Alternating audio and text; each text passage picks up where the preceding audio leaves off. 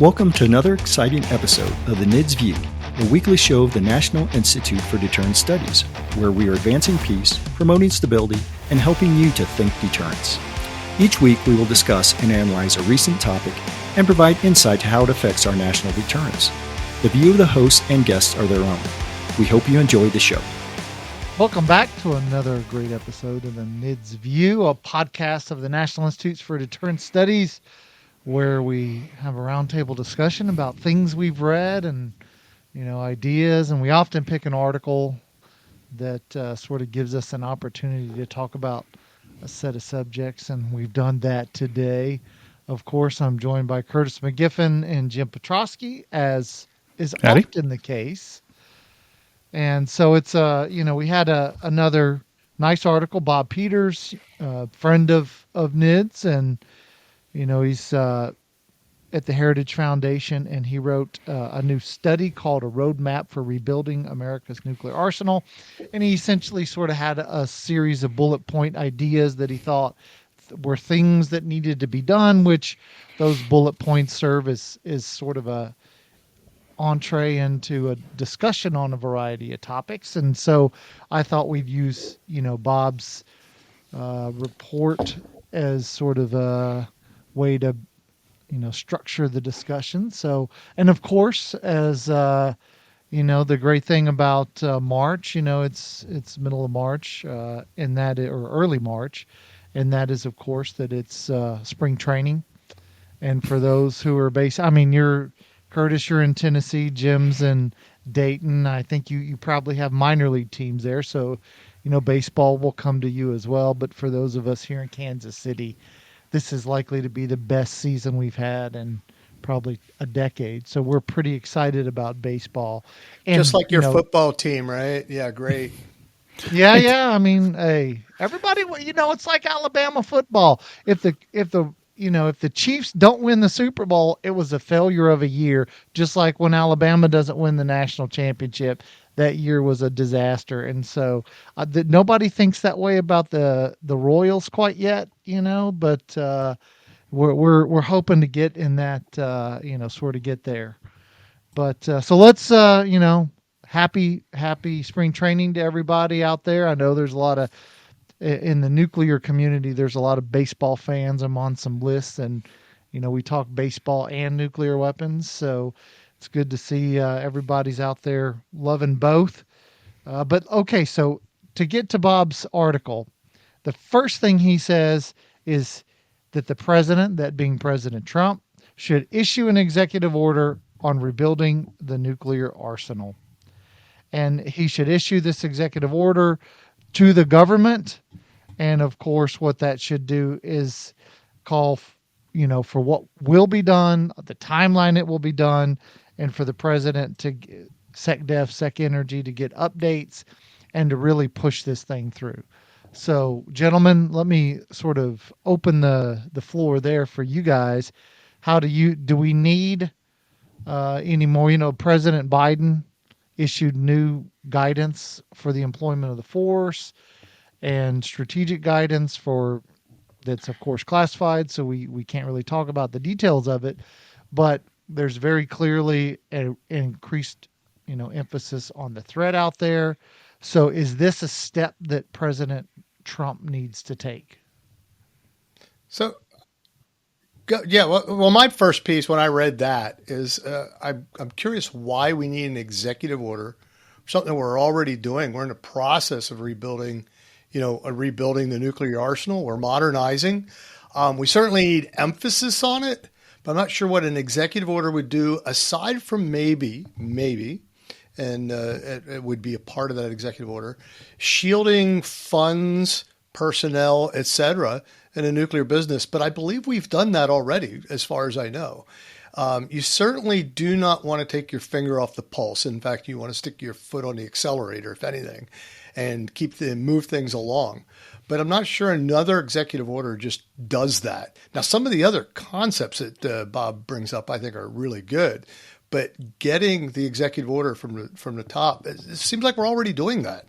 And we've been talking about it for quite a while, although it's being stalled. So we'll go from there. Curtis? I want to add to this because this is out of this long list of ideas that Bob Peters puts out. This is probably my favorite. I think an executive order along the lines of Iron Dome for America, which I know has been reclassified as the Golden Dome, but what this does is after 30 plus years of being embarrassed of our nuclear enterprise and trying to reduce it and hide it and let it atrophy and all of these things, an executive order pronouncing the value of it and prioritizing it appropriately. I've said on a number of podcasts here that we don't do things fast enough because we don't want to, because we don't make it a priority. And I think an executive order from President Trump would be that kind of impetus to say this is extremely important to the Peace Through Strength initiative and to ensuring the kind of global peace and stability that I think President Trump and war aversion that I think President Trump has been preaching through the campaign and up through his recent statement to it's not a State of the Union address, the look at what I've done in 4 weeks address to Congress a week or so ago. And so I would say that this is a great way to energize the bureaucracy and all of the critical infrastructure and the defense industries to make them understand that this is truly the number one priority because of what it does. And so that's why I think that's important, and I think that carries on to the next thing here with the delivery. Curtis, hold on, one more thing. One thing that Bob doesn't do is he doesn't call for a deterrence czar. And there's been some conversation about that out there in the world. I don't necessarily say it tongue-in-cheek. The Biden administration tried to tout integrated deterrence as an alternative method to nuclear deterrence, but that really needed somebody to husband all these resources together, right, and sort of synchronize them in some way. That never really occurred, which is why it was largely, I think, a failure. And so if we're going to have this kind of impetus on nuclear deterrence and rebuilding the arsenal, some people have said that the budget needs to be separated from the rest of the services so that they're not trimmed the same way, looked at the same way. I'm actually in favor of that as well. And maybe you need a czar to sort of oversee that to ensure that the things that need to be done get done.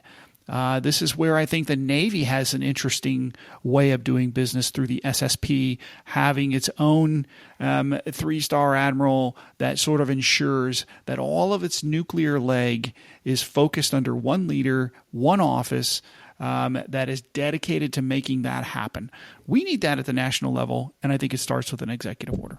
Well, Curtis, let me go back. My issue with the executive order concept is you almost jumped into the second bullet, which I will say was my favorite bullet, but that's okay. That's why I tried to interrupt you. But also, this is one executive order among the 400 that had already been issued.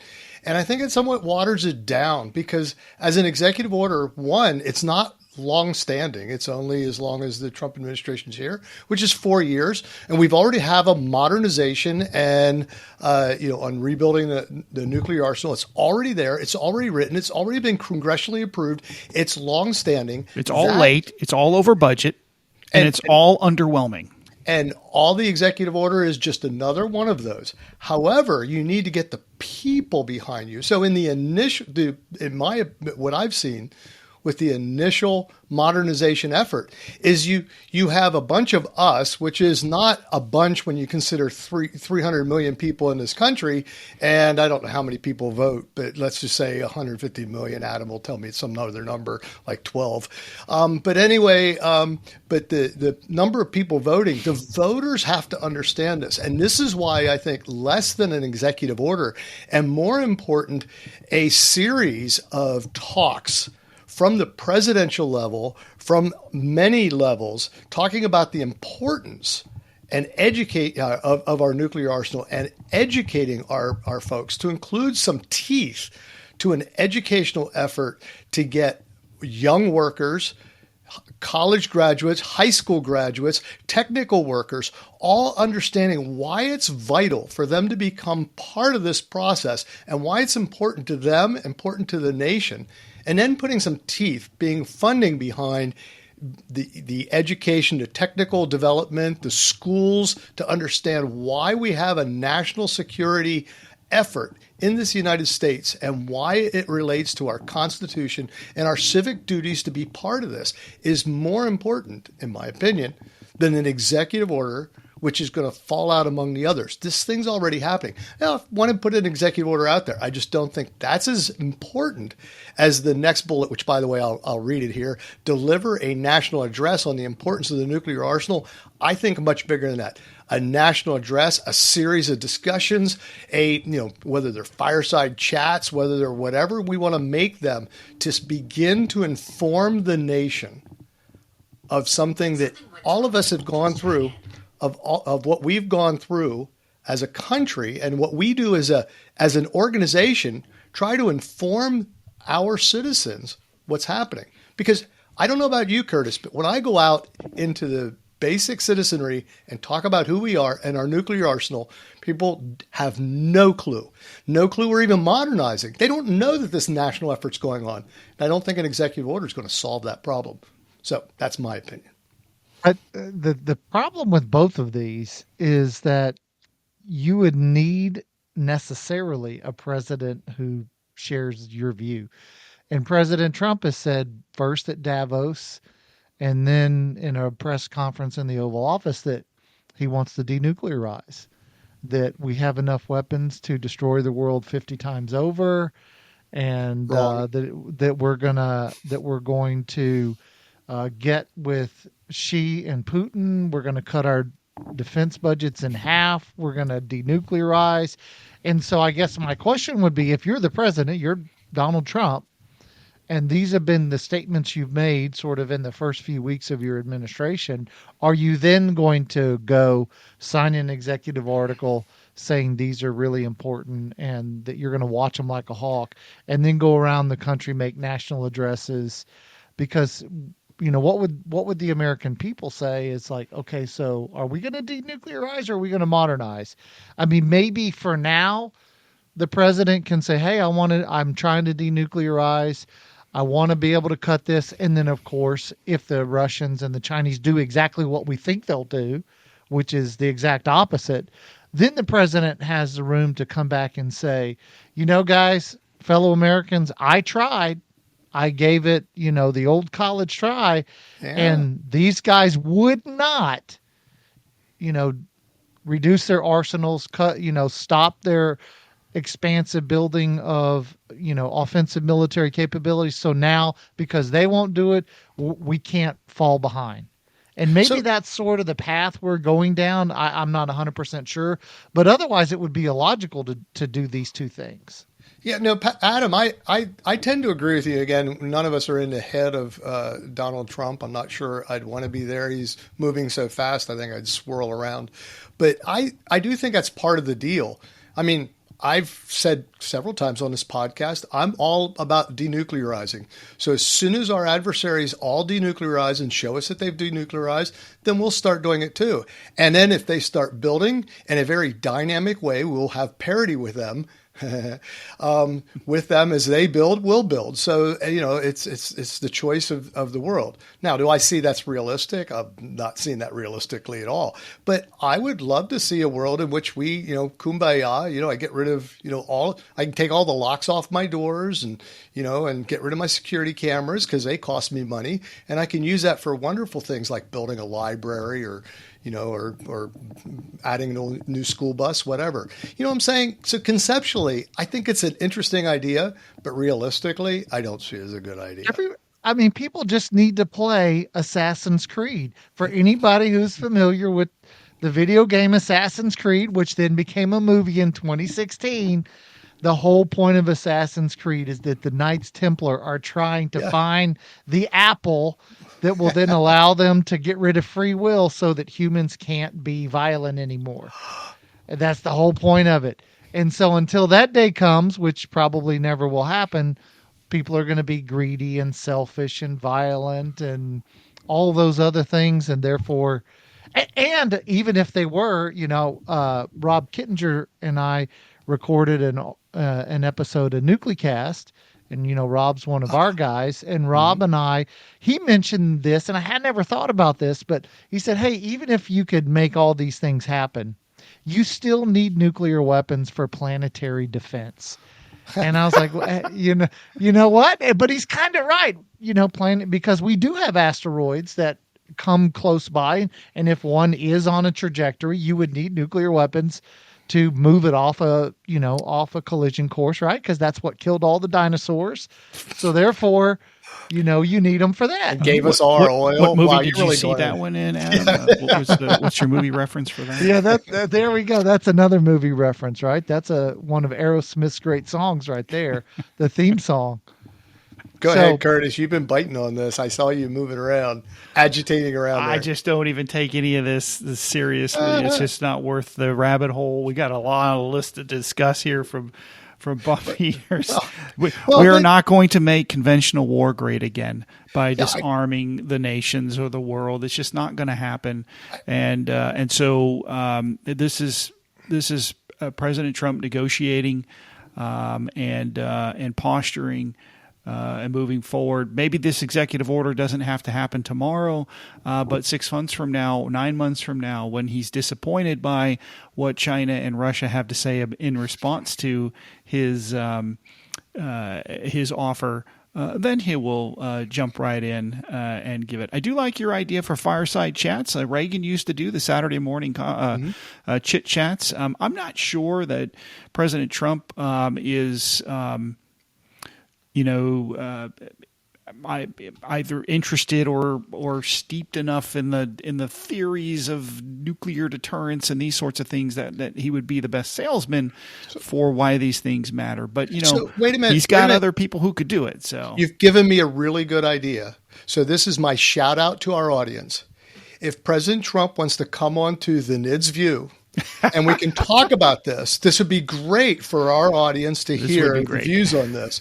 So that's my shout out. If Very anyone good. hears me, go ahead and help us out. All right. Well, maybe we can get through a few more of these, Adam. Okay. So then of course, the next one is the national level stuff that Bob talks about. He says, issue an executive order on rebuilding the nuclear arsenal. We did that one already. Oh, sorry. Wrong one. Sorry, wrong. I'm turning Put the your page. beer down All there, right. Adam. Issue a nuclear posture review. So let's cover this one quickly.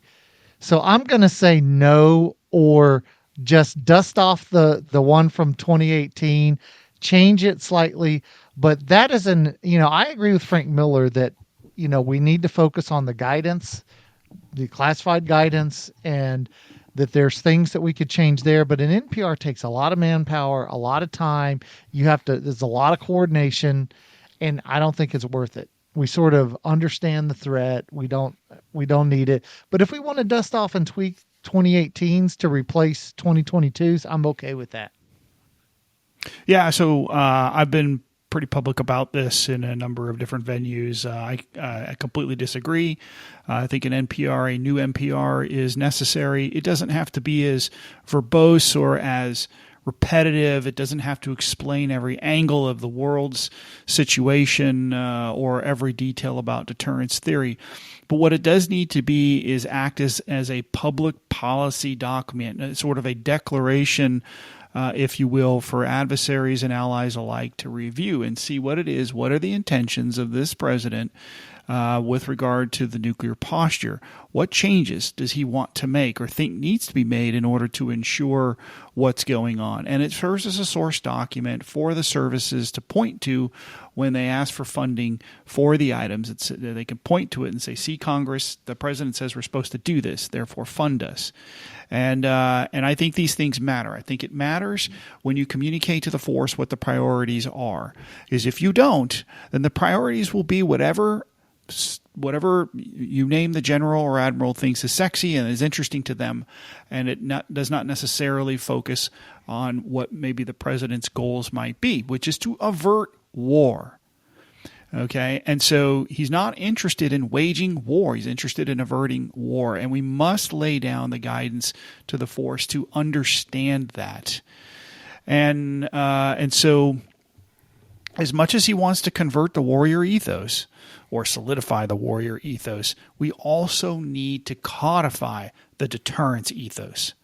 And there is work to be done. And it doesn't take much, Adam, because we're doing one right here in NIDS. We're working on a version of an NPR. So my suggestion might be is that ours will probably be less than 30 pages, and it will be quite compelling. And I think that if the services are not interested, or if the president is not interested in paying somebody to write an NPR, he can simply take ours and take from it what he will. It'll be a fantastic menu. And he can do that when he comes on our podcast, and we can discuss it then. So that would be good. Wow. So Adam says he's fundamentally opposed to an NPR. Curtis is absolutely behind a new NPR. So I'm going to say it depends. It depends. Well, it depends on where we're heading. If we're heading the same direction we were before, then we're heading there as we were before. This is the directive. And move on, because it does take a lot of time. I agree with Adam. However, I'm hearing, the last week or so, I've heard a bit of difference coming out of the Trump administration. I heard the first time around, which is causing me to begin to disagree with Adam, which I shamefully was with him before, but now going against Adam and going sort of Curtis's direction. But I would say whatever we do, if we build a new NPR, we don't get tied up in a 24-month or whatever process, tying up all the people that could be out advocating and teaching the public, bullet two, about the value of the nuclear deterrent. Because until you get the public on your side, the mandate will still not be there. And until you can get the public to understand the value, you're not going to get the interest from the people that are going to be doing the work for the next 65 years in building this new modern effort and understanding what it is. It's not magic, but it is important, and it is sometimes difficult. So you've got to get people involved now. So that's middle of the road. So we're 2/3 of the way through the podcast, and we've got a lot to go. So I'm going to ask 30 seconds max. So the next one, I'm going to cut you off. I've got that magic button. I'll pull my wrap it up box. I borrowed it from Dave Chappelle, so I'll pull it. You've already used 30 seconds. Yeah, it's all you. So Adam, develop a 2-peer deterrence strategy. Yep, that's in the NPR. Next. Yeah, I agree. All right, so that's an easy one. Okay, I'm going to take 2 at once. Reopen shuttered ballistic missile tubes and upload existing warheads onto the Minuteman III. I'm going to go no. I oppose both. Okay. I am fully supportive of uploading the Minuteman III fleet. I am against opening the tubes. I think that's a little more difficult. Yeah. Yeah. I've got no dog in this hunt except the following. We need an interim strategy as we modernize. And this strategy of uploading the existing warheads is an interim strategy. However, my fear is from a congressional budgeting standpoint, they'll go, well, they're already loaded up, so who needs Sentinel? And here we go again. And that's my only fear in that suggestion and strategy. Somebody's got to take the bull by the horns, because it's not the Trump administration that's going to make this work in the out years. It's the next administration and the one after that and the 20 after that. That's the fear. Well, that's where your deterrence czar would help as we message and strategize and formulate how those things would occur, working with the services to do this. This is something that's done completely, at least the uploading of the Minuteman would be largely done internally within the services. They could do it as they do maintenance. There's a number of ways of doing that. It took a number of years. We didn't finally the last demerved missile was just barely 10 years ago. So, I mean, it's not like we don't know how to do this. Yep. And so, yeah, is it a few extra bucks in the budget? Yes. Again, if it's a priority, if there's an executive order that says this is our priority, it'll get done. If the people are behind you, they'll get done. I'm going to keep fighting you on this, Curtis. Yeah. I don't disagree in principle, but in practice, the problem is funding and then manpower. Like if we want to put ships in dry dock to then start welding, we just don't have enough dry docks to build new ships and pull existing ships out of the water to then put new tubes in, because that's not an easy process. Agreed. Or, Minuteman, it takes, if you wanted to MIRV a wing, that's going to take at least, if you could do it on time, at least a year. So let's get started. That's the challenge, though. Plus, you need the warheads, and the warheads are missing gas transfer systems and all sorts of stuff that you got to put in them. So I worry that you're going to distract from modernization. Well, we're not. They aren't the same people doing the two different things. And no one's saying we're not going to get our hair mussed a little bit, right? So we have to, if it's a priority, you can find the funding. We have the manpower within the uniform services to do the uploading. It's just a matter of it. We have targets that need to be covered, and we don't have the capacity to do it. Oh, I don't disagree with that. I don't disagree, but we're having a hell of a time just building 15 years into modernization. Nothing new to show for it. Yes. Okay, so let's go to the next one. Double the production rate of the B-21. So we want more. My problem with this one is, I fundamentally agree we need lots more bombers, because the very purpose of the Air Force is to do long range strike. That's why the Air Force exists as an independent service, is long range strike. And so therefore you need airframes that can do that. But the problem is we're in a pilot shortage. So if you give me a lot more aircraft, I don't have pilots to fly them. I can probably train maintainers, and I'll need a lot more of them faster. I'm going to need a lot more cops to guard them and protect them. I can do that faster, but I have a big pilot shortage. And then later on, Bob suggests putting bombers on alert. Well, if I want to put bombers on alert, my crew ratio has to be at least 3. And then my pilot shortage is even worse now, because really, what does the Air Force do? It flies a little bit, but then it does a lot of other things. So let me jump in on this one. I agree to some extent here, and these are really two different things. I think we need the bombers faster, doubling the production rate. That doesn't necessarily mean building more bombers, although that could be determined. We do want more. I think that's one of the things and Bob that's says. Not anything that I don't think he even suggests in here, which is quite surprising. And then putting them on alert. Well, let's get them first, right? So he's referring to B-21s on alert. I think other bombers could be possibly brought on alert immediately, and the Air Force should probably figure out a way to do that and enhance our ability to provide that deterrent risk to the adversary. But producing more, I think we can solve. Going from 10 to 20 per year is not really going to impact the pilot production issues. I used to do pilot production years ago, and monitoring that from a headquarters standpoint. And it's not that hard to do that. So I think we can overcome that. I think the harder part is the maintenance. But we have to realize that we'll need more B-21s to cover what B-1s and B-2s used to do, right? Because they're smaller. Absolutely, they have less capacity. So I'm not sure how many folks are thinking about that. But if you want to drop the same amount of bombs, you may need more bombers. I don't know what that number is. The services should be thinking about it, and Congress should be thinking about how to fund that. Well, and that's wholly my issue of an interim strategy, that you can't have everything you want, the B-21s. You can't just simply say, let's have them, and they're there. It takes time, and there's this concept called queuing theory. It happens with people, it happens with equipment. You want something, it takes time to produce it, it takes time to get it on the ground. You need the people, it's going to take time to build them up and get enough people to do the mission, whether it's maintenance or flying or loading or all the other stuff that our great military does.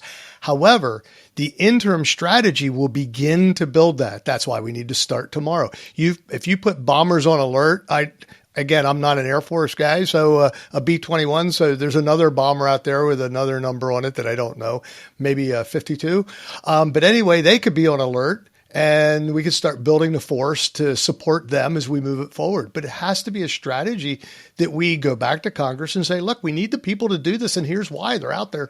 They're out there working this. And I know that you got to do something. You can't just wait, because every time we wait, we get further behind. And that's the issue I have with the idea of wanting it all at once. I don't have an issue with putting them on strip alert. In fact, I've mentioned in this podcast before, we should have bombers on alert. That's a great strategic message to say, knock it off.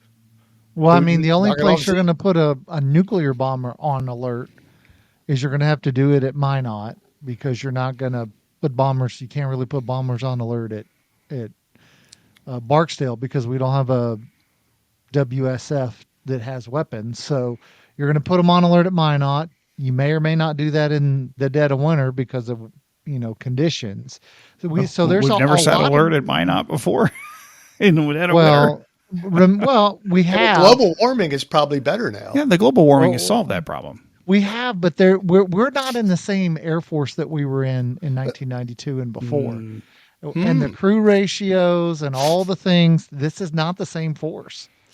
And we don't have the capacity we had back I thought we were the most powerful Air Force in the world. I thought we could do anything. Well, I just read today or yesterday, the Chinese, the PLAF, the People's Liberation Army Air Force, now gets more flight training hours per year than the U.S. Air Force does. That'd be fascinating. In their modern advanced. Well, I don't know how good they're what they're calling their fourth and fifth generation fighters. I'm not 100% sure how exactly good they are, but they're supposedly getting more flight training hours than we are.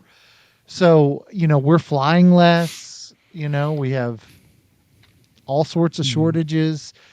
It's, we're our flying time, our flying to B-1, that's a really expensive jet to fly. Yep. The cost per hour is expensive. So there's all these things that circulate on at the operational and tactical level that make these aspirational goals really hard unless you dump people, money, all sorts of things into it. But you got to do it incrementally. Whereas, modernization, the end goal of modernization is a huge, huge mountain, a big elephant to eat. But you do have to eat it one bite at a time, and you have to have something to eat in between while you're waiting for the elephant to even arrive. And that's where we are right now. That's why I think even some, you say putting bombers on alert at Minot only in the summer. Well, at least that's one step. And then maybe we look at the problem of not having a weapon. I can't remember the acronym. The weapons maintenance area in Shreveport. Maybe we need to, or maybe we need to have it somewhere else. It needs to start going that direction. But I don't see anyone.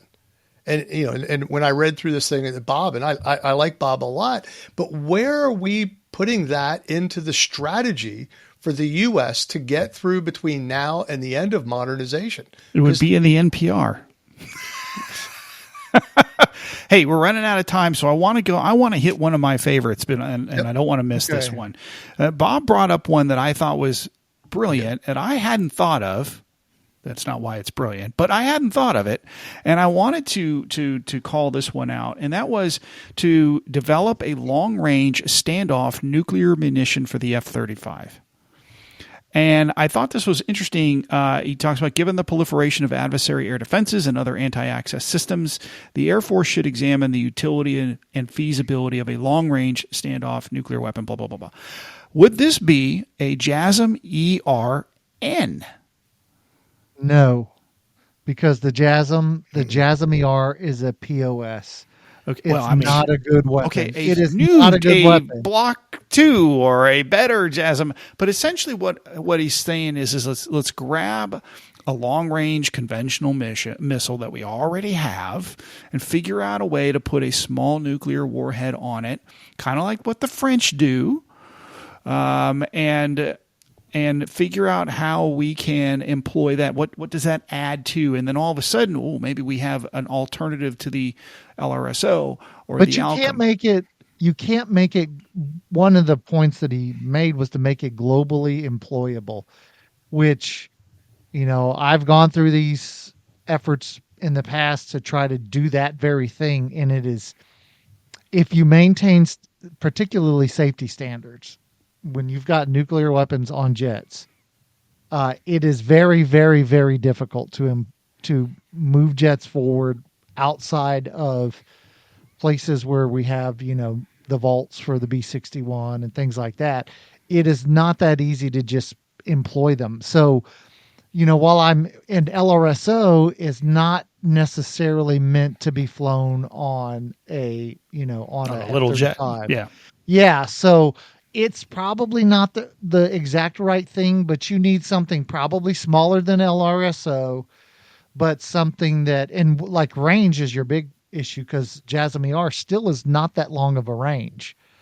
And so therefore, how close are you going to get? Maybe you can get close enough with, you're not going to go over country in China or somewhere and start shooting, off of F-35s. So, I mean, there's a lot you got to do to sort of work this out. And if you're going to carry it in, in its bomb bay or in its missile bay, then your size shrinks even more. So I wonder if F-35 maybe it's more useful in Europe, but not useful in Asia, and it's got short legs anyways. So therefore, maybe you need something like Pershing 2 because Pershing 3, sorry, because Pershing 3 is a better way to get at Asia than say F-35. So something that's not in here is the advocacy of a new MRBM, medium range ballistic missile for America, nuclear armed. Yeah. Okay. Yeah. So, all right. Well, thanks for indulging me. Well, since you're dusting off old systems and saying let's attach something to it, why don't we look at even shorter range and look at like a 155 howitzer and putting that back into our tactical nuclear force. I mean, might as well go ahead and look at the full range of capabilities. Again, it's messaging with capability we already have. Mm-hmm. Yeah. All right. Well, gents, we're out of time. We didn't get everyone, but we had a good discussion. So, of course, thanks. I highly recommend our listeners check out that article. Yeah, check it out. Read it for yourself, and for the operators in the room who are listening, send me an email and say, hey, man, this is a good idea or a bad idea for these reasons. And maybe I'll write an article and, we'll talk through some of this. And because we have to, iron sharpens iron. That's right. And so when we talk through these things and we figure out why we can and can't do stuff, that makes us all better. And we all have sort of a common goal. So, of course, thanks, Curtis. Thanks, Jim. Thanks to you, the listeners. Thanks, Jim. Keep checking us out on Global Security Review. Curtis had a great article Monday of this week. Excellent article. Excellent. Thank you very much. I appreciate that. I read it in 3 different places too, by the way. Yeah, so we got lots going on. Curtis is, using that very, very small brain he has to give some really good X tweets out there. He puts all his effort in for the day. I only think in 160 characters. So, we've got Twitter out there, the X, we've got podcasts. Jim's been recording some, we're doing NIDS. He's doing a NIDS Academy course on, what is it on, Jim? Electromagnetic pulse. And I have a future one on communications in a contested environment. Ooh. Yeah, and while I have the spectrum, and while I have the floor, I want to remind everyone to get out there and find out when President Trump is going to come to our podcast. Can't follow up on that enough there, Adam. Send him emails. But seriously, no, but seriously, go to our site. We are seeking donations for a variety of things. You didn't mention that too. And I think it's really important that people understand you put your money where your mouth is. And this is important. And then come on our podcast, whether you're President Trump or another one of our listeners. So make sure we hit that. Yeah. All right. Well, sounds good. Thanks, gents. Thanks to you, the listeners, for joining us on this episode of the NIDS View. And always, we want to remind you to think deterrence. Thank you for listening to the NIDS View. This show is produced under the NIDS Podcasting Network, a division of the National Institute for Deterrence Studies. NIDS is a 501c3 organization dependent upon donations to provide this podcast and bring about awareness of the peacekeeping value of U.S. strength and our national deterrence. You can catch all of our podcasts or provide feedback at thinkdeterrence.com. I would like to thank our producer, Kimberly Charrington, our sponsors, and all the fantastic members of the National Institute for Deterrence Studies for making this podcast possible. Stay tuned next week for another exciting and informative The NIDS View. The NIDS Podcasting Network.